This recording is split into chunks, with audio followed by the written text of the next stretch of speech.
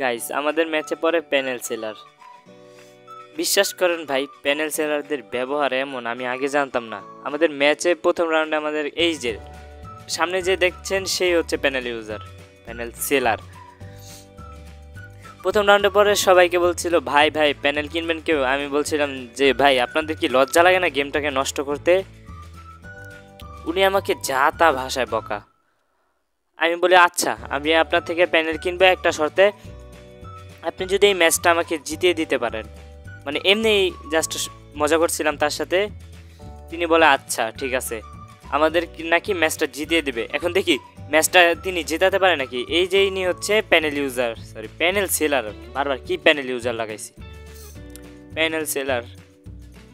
হ্যাঁ দেখি panel seller কি করে। আমি আগে আগে যাইতেছিলাম, মানে এখন এখন বটের মতন গেম প্লে করুম, সহজে কেউ মারুম না। দেখুন আপনি আগে যান ভাই, আপনি আগে যান। হ্যাঁ দেখি আপনার প্যানেলের কত পাওয়ার। এই দেখছেন গাইস আমি মারতাছি না সহজে, এই যে তারপরে একটা নক হয়ে গেছে গা। প্যানেল সেলার তো আগে জয় বাংলা।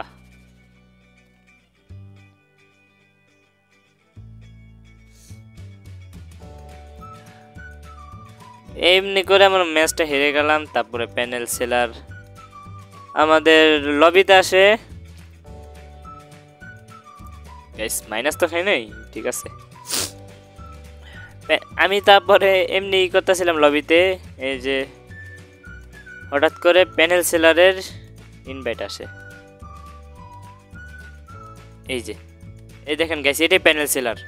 এই যে তার আমাকে নিয়ে মানে ম্যাচটা স্টার্ট দিয়ে দিতে লইছিল। তারপর আমি বলছিলাম যে কি ভাই আপনার তো প্যানেলের জোরই নেই, আমি আবার আপনার কি প্যানেল কিনুম।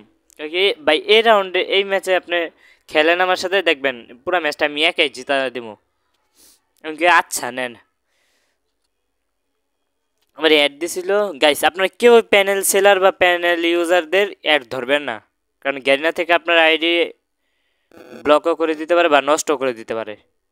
So be careful. এরকম প্যানেল ইউজার গাইস দেখতে পাচ্ছেন প্যানেল সেলারটা কিন্তু আমাদের ম্যাচে আসে নাই। আচ্ছা লাইক করে দেন সবাই, 200 সাবস্ক্রাইবার বানানো